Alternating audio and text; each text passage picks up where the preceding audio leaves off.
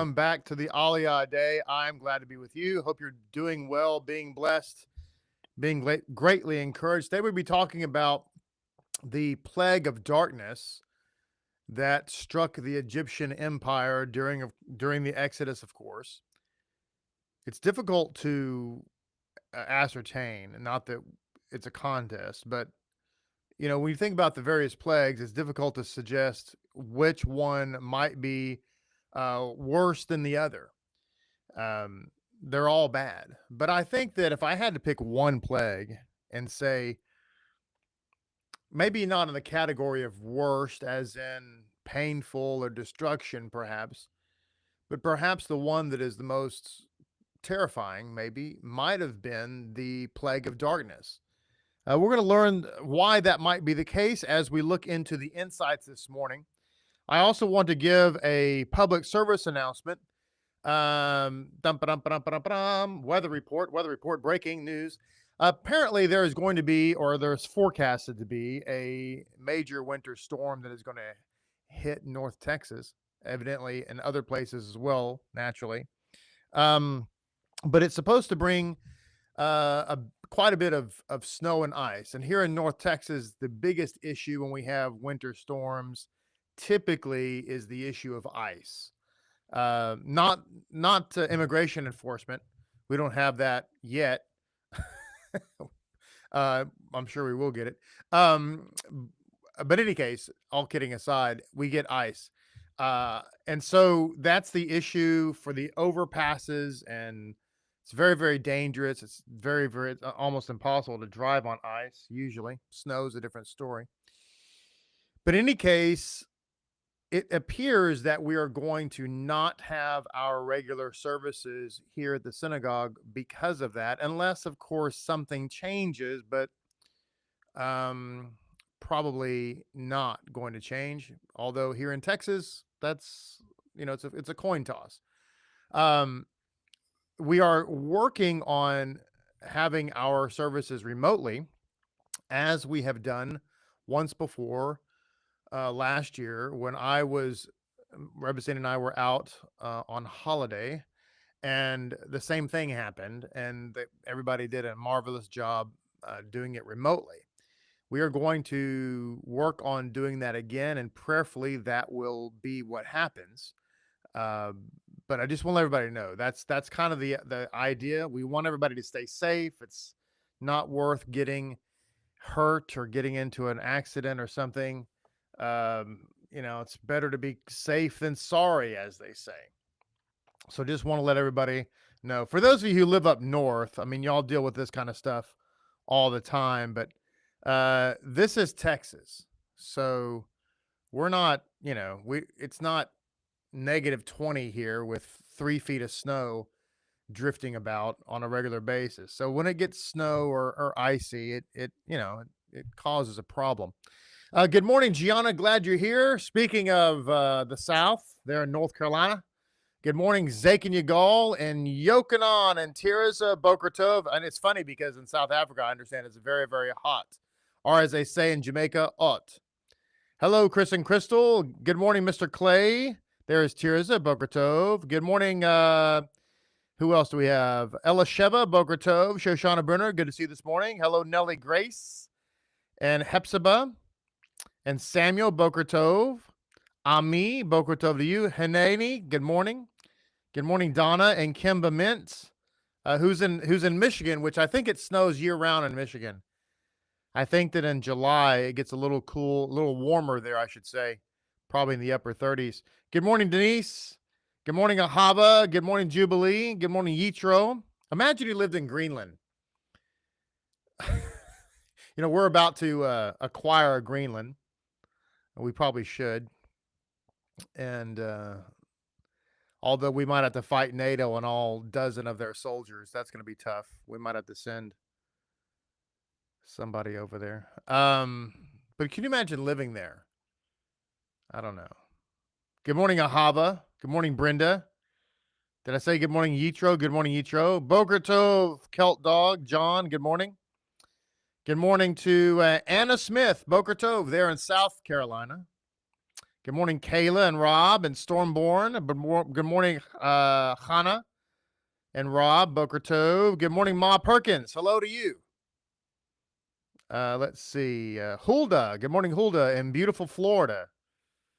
Definitely always sunshiny in Florida. Good morning, Leah. Hope you are having a great day. Good morning, Yamima. I bet it's cold in Missouri. My dad used to live in Independence, Missouri. Boy, that was cold. We went hunting one time. It was just snow everywhere. Good morning, Micaiah. Shmuel, top of the morning to you. Let's see. Who else do we have? Grace, Boker Tov. Amana, Boker Tov to you. Good to see you this morning. J'attends à toi, j'attends. Good morning, Sonia. Yosef, Boker Tov. Make sure I'm not missing any morning. Good morning, Jean. Keturah, Boker Tov to you. Good to see you this morning. Venezuela and Greenland, the 51st and 52nd states. Amen. Why not? No problemo, as they say. All right. I think that's everybody. I hope I didn't miss anyone.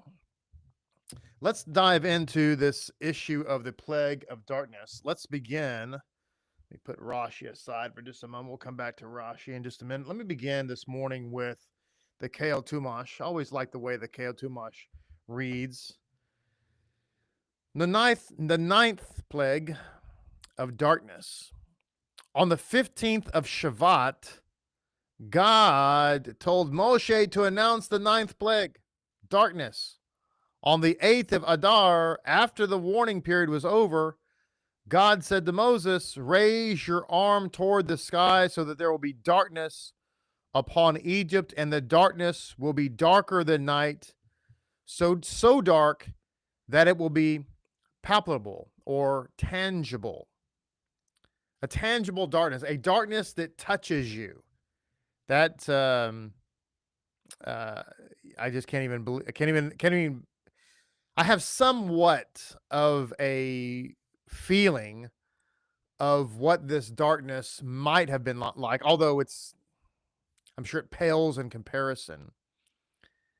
But when I was but a young lad, there in the military, we spent a lot of time in I was very much in jungle warfare type thing, Rambo type stuff. And being in the jungle at night is very, very, very dark. And so it was an eerie feeling, a weird feeling. And I don't know that it was tangible necessarily, but maybe it kind of was. But it's just incredible. This is a tangible darkness, a darkness that had substance to it. So it says, so Moshe raised his hand toward the sky. This plague lasted for only 6 days rather than a full week. First, there was an opaque darkness in all of Egypt for 3 days. No Egyptian could see his brother, even by firelight. But the darkness did not obstruct the Israelite vision. During these first 3 days, the Israelites who did not want to leave Egypt, 4/5 of the population died. This happened specifically when the Egyptians could not see, so they should not be able to think that the Jews were dying of the same cause that the Egyptians were dying. For the next 3 days, the darkness became so tangible, so palpable, that no Egyptian could sit when it started, nor could he rise from his place, and no Egyptian who was standing when it started could sit down. The Israelites, however, canvassed the Egyptians' dwellings freely during these 3 days, taking note of the Egyptians' possessions and where they kept them. Furthermore, during these 6 days, there was light for all of Israel in their dwellings. The darkness did not cover the district of Goshen. And not only did, as you've seen here, not only did it not cover the district of Goshen, but there was light for the Israelites even when they went about outside of Goshen. And I just read it, but in case you missed it, this is where it says in the ancient sources that the Israelites went into the homes of the Egyptians And this is how they knew when it came time to go to those homes and collect the gold and silver and the Levion diamonds, Levion rings, that they knew exactly where they were. When the Egyptian says, I don't have that. What gold powder? I don't have a gold powder. Yes, you do. It's in the cupboard in the back room. How do you know? Because during the plague of darkness, when you couldn't sit down, I was walking around. I saw the gold. By the way, give me the ring. This is what happened. You imagine a darkness so dark, as it said in the scripture, if you were sitting, you could not stand. And if you were standing, you couldn't sit. It was that palatable, that tangible. It was a pressing dark. It was a pressing and oppressing darkness. So this is actually the third Aliyah reading here. The third Aliyah gets into the 10th plague, the plague of the firstborn. We'll cover that mañana. On the 13th of Adar, the last day of darkness, Pharaoh called for Moses and said, "Go serve God. Only your flocks and cattle must remain behind to ensure your return. Even your children may go with you." Moses replied, "Not only will our flocks and cattle go with us, you will even provide us with some of your animals for feast offerings and ascent offerings, so that we may offer them up to God, our God. Certainly then, all of our livestock will go up along with us. Not a hoof will remain. For we will take from them to serve God, our God, to sacrifice to him, and we will know that with what we will serve God, how many sacrifices he will require until we arrive there. Perhaps he will require more than just our own animals." Yet God made Pharaoh stubborn, and he was not willing to let the people leave. Pharaoh then said to Moses, "Leave my presence. Take care never to see my face again, for the day on which you see my face, you will die." Moses replied, "You have spoken rightly, but only in that once I leave, I will never see your face again." So something else that we read there as well, and that is it was during this plague of darkness that 80% of the Jewish people in Egypt died. Why? Well, because they were unwilling to leave Egypt. They had become so attached, so what's the word I'm looking for? So assimilated into the Egyptian culture that they turned their back on Judaism, on the covenant. And therefore, 2.4 million Jewish people died in Egypt as a result of their unwillingness to leave. Conversely, 2.4 million non-Jews took their place as the mixed multitude came out of Egypt and became Jews eventually. Okay. Now, it's interesting because Yeshua taught a parable, and in the parable, he taught that the master, the king, went out and invited the subjects of the kingdom to come to the banquet, and they wouldn't come. And so he says, "Go out into the highways and byways and invite anybody who will come." Now, a lot of people have looked at that, and this parable has been it's been weaponized by the uncircumcised, godless, heretic Gentiles. It's been weaponized as an anti-Semitic polemic, saying, "See, God invited the Jews; they didn't want to come, and so therefore he's replaced them with the whosoevers." But that is not actually true. That parable is consistent with what we're learning here in the Exodus. There were, in fact, 600,000 Jews who came out of Egypt who were faithful and did, in fact, obey the rules of the covenant, if you will. And that was the 20%. 80%, 2.4 million, did in fact die, and they were in fact replaced with 2.4 million whosoevers.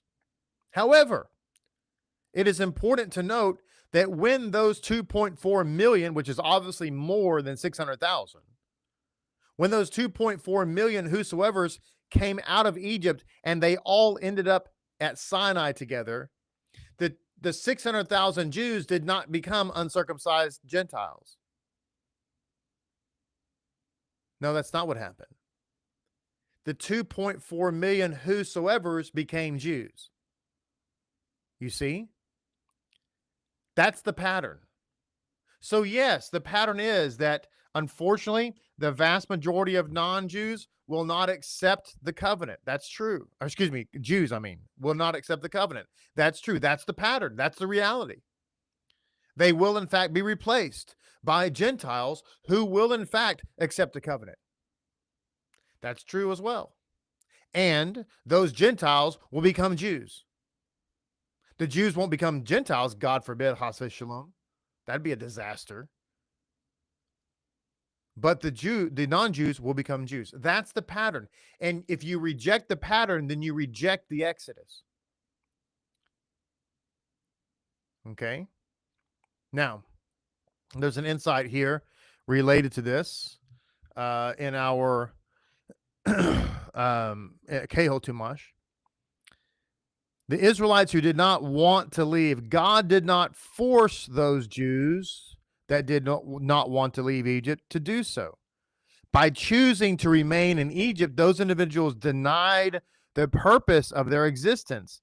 Their lives lost all meaning and had spiritually ended. The process purified the Jewish people much as wine becomes purified when the dregs and other impurities settle over time. You know, God's not going to force you to enter the covenant. He's not going to force you. You can do what you want. However, we shouldn't delude ourselves into believing that just because God doesn't force us to do a thing, that he condones our rebellion and therefore will bless our alternative path. We should be mature enough to understand that. No one's going to force you to not break the law. No one's going to force you to be a good person. However, if you choose to break the law and to therefore not be a good person, it's not like you're just going to be able to freely do so. Okay? So don't be deluded. And we have to understand, particularly as Jewish people, our spiritual mission is to live the covenant.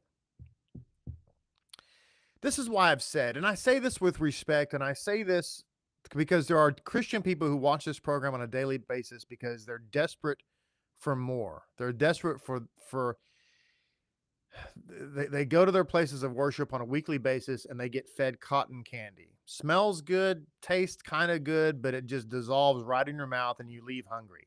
Every single week you have cotton candy and they're desperate for steak and potatoes. So they come here. Now, I want to say something that is potentially offensive, and I don't want it to be offensive, but I want it to be like help pull you into reality. Okay, so let me. This is a setup so that I can help with the potential emotional response. As a Christian, you have thought that it would be dandy. It would be Jim Dandy if every Jew became a Christian. That would be like, yay. All of Israel, all over the world, comes to believe in JC. That's what you've been taught, and frankly, that's kind of what you pray for. But I'm telling you that would be an unmitigated disaster of the highest proportions. And I will also tell you, but first of all, that's never going to happen. Okay, it's never going to happen because the Bible says so. The Bible says that the non-Jews will actually become Jews. It never says that the Jews will become non-Jews. And by becoming a believer in JC, they would become non-Jews. I'll explain in a minute. So it's never going to happen. Okay. So it's a pipe dream wish in vain. And I say that and I want you to hear me. Please hear me. I'm not being condescending, or this is not ad hominem. I'm simply trying to gently drag you into reality. Okay.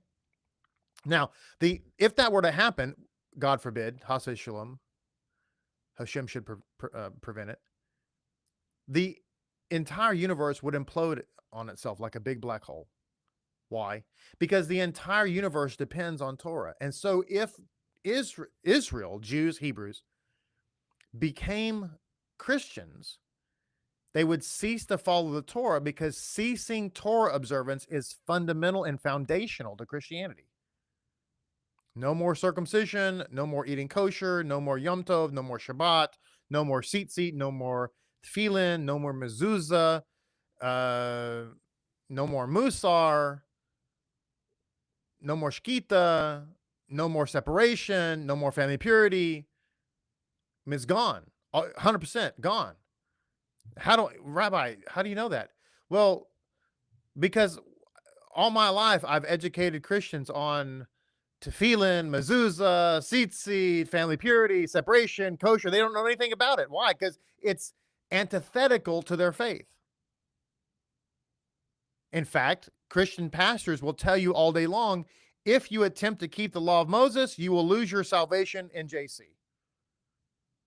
Okay? So it would be an unmitigated disaster. Now, Yeshua is a different story. Okay? Yeshua is a different story altogether. So I want to help you understand that this is a reality, and so it's never going to happen. But I also want you to understand that the Bible is crystal clear that all non-Jews will keep Torah eventually. Okay? Isaiah 2:3, Zechariah 14, Micah, the book of Micah talks about it. Ezekiel says it in 3 different places. Everybody will keep Torah, Isaiah 66. I mean, it's everywhere. Nowhere does it say that Torah will end anywhere, ever. Especially not, interestingly, especially not in Jeremiah 31. So the spiritual picture is that the Jewish people who did not want Torah, they died. Why? Because their mission is Torah. And when we forget our spiritual mission, we don't have a reason to exist. We exist in this world for our spiritual mission. And that's why we have to be focused on fulfilling our spiritual mission and not on anything else. Don't get distracted with other things. We're here to fulfill our spiritual mission, the mission that HaShem sent us to do. Now, some of you wonder, like, what is my spiritual mission? Some of you, in part, your spiritual mission is to become Jewish. Now, it's not just limited to just that, but let me explain why I say that. Because in you becoming Jewish, you begin to have a positive effect and impact on your personal world. By personal world, I'm talking about the people that surround you, your family, your friends, your sphere of influence. And so part of your spiritual mission was to come into this world as a non-Jew to lay claim or lay hold to the covenant of Judaism, and thereby become a light, become an impact in your world. Some of you might say, well, I'm doing that, or I have done that, and my family or friends have rejected me. Well, you know what? Maybe they have, but you're still having an impact. You're still having an effect upon them. And maybe that's part of their mission. Maybe they needed to be confronted with the reality, the truths of life, if you will. Let me read this other insight here. Let me go over here to Rabbeinu Bachya right quick.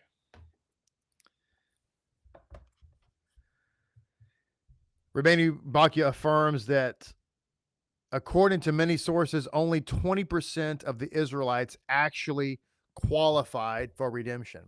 Let me ask you a question. Let me make a statement here. Because I just said, what a disaster it would be if all the Jews in the world, Israelites, Hebrews, it's all the same thing. It's all synonymous terms, all became Christians, which, by the way, would necessitate them becoming uncircumcised Gentiles. I just told you that would be a unmitigated disaster. For those of you who are Lapid Jews, you are currently Lapid Jews. You've gone through conversion, some of you. Let me ask you another profound question. This is more rhetorical in its essence, but if Lapid Judaism was the only Judaism left, the only Orthodox Judaism left, we were the only sect left, we were holding the line, we were, Stonewall Jackson's Stonewall at the Battle of Bull Run. If we were the only Jews on the planet left, how strong would Judaism be? If you, Lapidniks I'm talking to today, were the only Jews, if we were holding the line, how strong would Judaism be? How dedicated would Judaism be? You see, I don't need an answer. This is more for a reflective thought for all of us. If I was the only Jew, how strong would Judaism be? This is the responsibility of Jews. We think about our own life. We have to think about how strong is my kashrut? How strong is my davening? How strong is my adherence to the mitzvot? How strong is my musar? How strong is not just my psychological, intellectual fidelity to the covenant, but how strong are my boots on the ground? If Lapid Judaism was the only sect of Orthodox Judaism left on the planet, how strong would Judaism be? And that's something for all of us to consider. Now, it goes on to say here in Rabbeinu Bachya's commentary with respect to the tangibility of the darkness, he's quoting here from Shemot Rabbah 14:1, which I actually think, I actually have that pulled up over here. When I say pulled up, I mean the book is laying beside me. But it says here, Shemot Rabbah 14:1 understands the word as, which is sometimes translated palpable, as tangible, something that can be felt and touched. The word would be derived from memesh, as in Deuteronomy 28:29. Groping about at noon like a blind man. This is also what is meant in the Psalms 105:28. He sent darkness. It was very dark. Did they not defy his word? The appropriate nature of this plague may be best explained by means of a parable. A king who was displeased with the number of his subjects told one of his servants to punish 50 of the rebellious citizens. The servant proceeded and punished 100 of them. In other words, the servant used his authority to add something of his own. Here too, God had given darkness instruction to envelop Egyptians. Darkness used the he had instructed darkness to envelop the Egyptians, and darkness used the opportunity to add something of its own to intensify what God had decreed. Therefore, simple darkness became a tangible darkness. Now, this is brought down from the Midrash Rabbah, a similar discussion where it talks about a servant who was sent to beat another servant who had been disobedient, give him 50 lashes, and instead the servant gave him 100 lashes, but the same principle is there. Okay? It said it became. Some of our sages debate the origin of the darkness. Some, like Rabbi Yehuda, hold that the the darkness originates in the celestial regions. This again also comes from the Midrash Rabbah. Rabbi Yehuda, however, based his opinion on Psalms 18:12, which says, "Who made darkness his screen?" Whereas Rabbi Nachmiah based his view on Job 10:22, "A land whose light is darkness, a gloom and disarray whose light is darkness." Okay, Rabbi Nachmiah holds that the darkness being spoken of here comes from Gehenna, which of course is hell. It's the same thing. So this darkness, according to one view, is the darkness of hell that was upon Egypt. Tanchuma Bo Tus says that the plague lasted for a total of 7 days. They base this on the verse 22, there was a thick darkness throughout the land of Egypt for a 3-day period. This is followed by verse 23. They did not see one another and could not rise from their respective seats for a period of 3 days. This verse refers to the second period of 3 days. It was followed then by, and for the children of Israel there was light in their dwellings. This applied to the 7th day. This 7th day was similar to Exodus 14:20. There was the cloud and the darkness, and it lit up the night.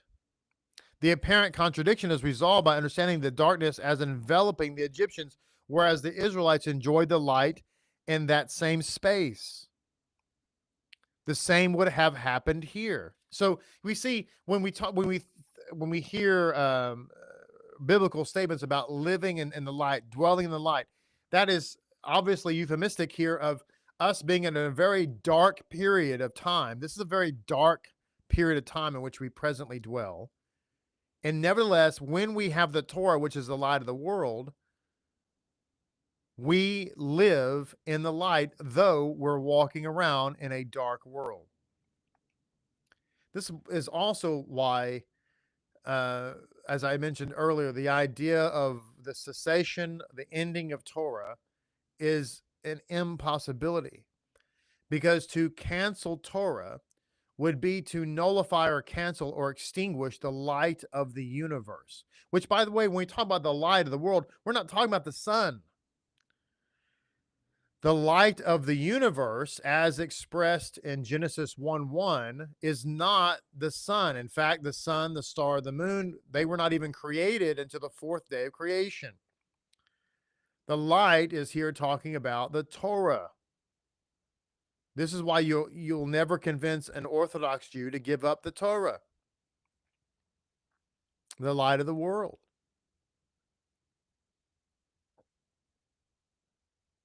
You know, the only people who are, it's interesting that 99.9% of the time, the only Jews who are persuaded by false doctrines are those who have already abandoned Torah. Something else of interest, I sent out to everybody in Lapid anyway, a course, 5,000, crash course in Jewish history, right? Is an audio lecture. Crash course in Jewish history is a 5-lecture series, 5,000 years of Jewish history in 5 hours. I've listened to the entire lecture. It's very, very excellent, and it is now mandatory to download that series and listen to it for anybody who desires to go through conversion at Lapid Judaism. It's mandatory. That's part of the program now. And all of you Lapidniks, you should listen to that series. It's very, very good. It's very, very helpful. It helps you put Jewish history, our history, into context and really understand a great many things. But in the last lecture, he was talking about the Enlightenment period. And he was talking about the fact that there arose, particularly in Germany and France, which is where Reformed Judaism developed, which is not Judaism at all, actually. That this idea that there was a so-called new Jew. The Satan is always trying to create a new Jew, right? you ever heard the cliche or the saying, if it ain't broke, don't fix it? So anyway, this idea arose that you can conceal your Judaism on the outside. So when you're walking around, no one knows you're a Jew. You just look like everybody else. You're not wearing a kippah, not wearing tzitzit. Women aren't covering their hair. There's no distinguishing markers of being Jewish. Men shave their face and so forth. But inside your personal residence, you would be a Jew. You would be a Jew. But the rabbi who was giving the lecture pointed out that history has proven the fallacy of that. That the reality is those who were not Jews externally did not become Jews or did not remain Jews internally. This is why this you could also link this to the spiritual nonsense and of the so-called spiritual Jew. There's no such thing as a spiritual Jew. There's literally no scriptural basis for that. But putting that aside, it doesn't work. There is a phenomenon that if you were not Jewish overtly and externally, you did not continue to be Jewish internally. And that's the reality. The rabbi points out that the vast majority, almost entirely, those people who adopted that mindset ceased being Jewish. Their children and grandchildren converted to other religions. And so that's a lesson for all of us that, you've been taught, many of you have been taught religiously that if you're something on the inside, that's all that matters. That's not true. You've also been told, don't judge a book by its cover. That you should know as an adult, if you have any semblance of common sense, you should know that that's a lie. You look at somebody and you look at a book cover, that is going to absolutely tell you what's on the inside of the book. Do you understand that from a marketing perspective, there are certain people who are paid a great deal of money to design a book cover to specifically articulate in picture form and design form what is inside the book? I mean, literally from a marketing standpoint, that silly and dumb statement, don't judge a book by its cover, doesn't make any sense whatsoever. Otherwise, you wouldn't have people who design book covers. Yes, this is where I ask you to think. So you see, that's a bill of goods that you've been sold that's an empty vessel.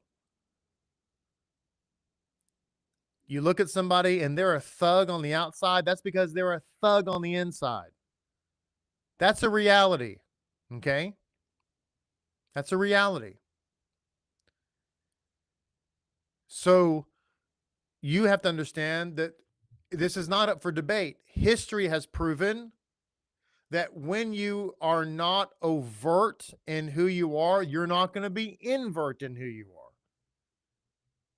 That's a reality. And as I have told you countless times, I could almost say more than anything, I want you to live in reality. Because most people don't live in reality. All the chaos that you see in America right now, these people protesting, whether it's pro-Palestine, which is otherwise known as pro-terrorism, or people say they're protesting against ICE, right? What's ICE doing? They're enforcing immigration law like any other country does. If you go to any country and you enter the country illegally, you will be arrested, prosecuted, and deported quick. Ask a Jamaican in Jamaica, what would happen in Jamaica if somebody entered Jamaica illegally? They'd be arrested and deported quick. What happens if that person was committed serious crimes? So you see, these things that are happening are not. These are happening because people aren't living in reality, or they maybe they've deluded themselves. This is why I tell you that living in reality is so important for you, and not just religiously. Although, unlike other religions, the Jewish faith, the Jewish religion, and religion is not a bad word. This is a religion. If you believe in God and believe in any type of systematic at all, in any way, shape, or form, a way of worship, then you have religion. That's literally the definition. So Judaism is the only religion that encompasses and affects every aspect of your life. Every single aspect. You can't compartmentalize Judaism. You can't put Judaism on a shelf when you go to work. Okay? As an example. Now, therefore, living in reality is crucial because it keeps you from being a nutcase. The people who are protesting, these people don't live in reality. My wife told me last night, Rebbe told me last night that some Broadway play that has to do with women, I don't even know the story, but some Broadway play that has to do with women, so it's some kind of play about women or something like that.